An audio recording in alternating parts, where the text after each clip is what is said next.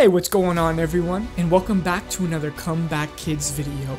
My name is Lance, and today I'm so excited to share with you all a brand new series we've been working super hard on titled Weapons of Aeternum.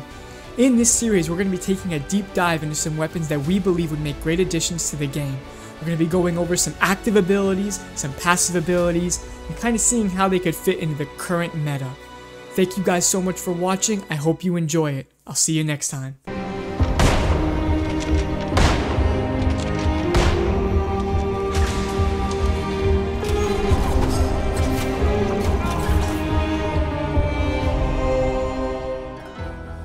In episode 1 of Weapons of Aeternum, we will be going over one of ancient Japan's deadliest weapons, the infamous katana. The katana has been wielded by mighty warlords and assassins alike, and our goal was to fit both of those archetypes with this weapon. The katana would be a primarily dexterity scaling weapon and would have strength as its secondary skill. There are two skill trees for the katana. The mighty Shogun, who is a fighter that likes to be in the thick of battle and only gets stronger as fights progress. And the ninja, who is a sneaky assassin who kills their enemies before they even know what hit them. Now we're going to be going over some of the ninja abilities. The first ability up is Strike of the Serpent, a quick slash that deals 100% weapon damage and applies a poison that deals 10% weapon damage every second for 10 seconds. Now this ability is going to have a 15-second cooldown. Some of the perks for this ability are going to include Serpent Speed. When Strike of the Serpent lands, gain 15% haste. Vile Blade. While the enemy has an active debuff, Strike of the Serpent's poison does 5% more damage every second. And Serpent's Retreat. Press light attack after landing Strike of the Serpent to land a swift kick to your enemy and leap 5 meters back.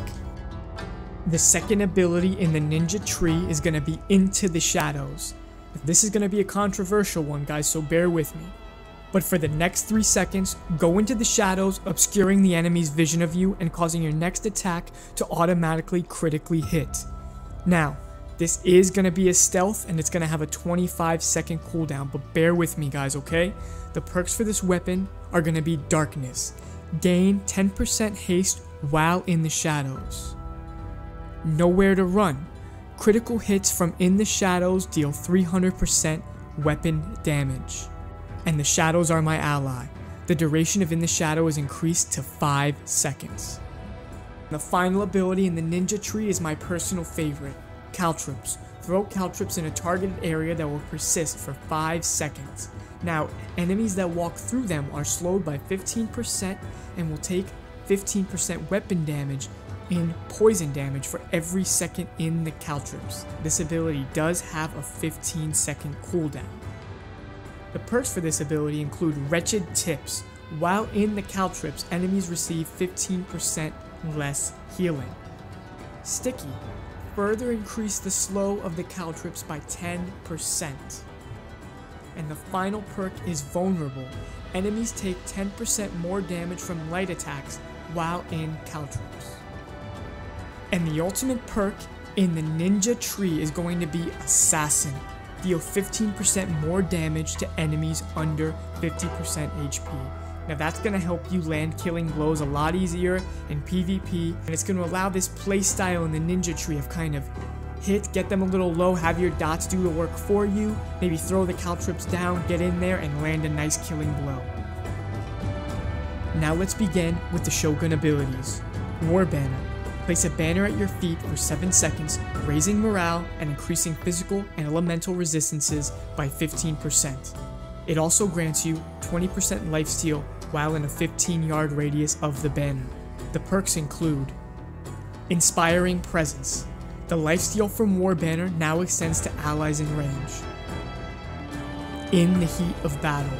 Every enemy killed inside the War Banner extends the duration by 2 seconds.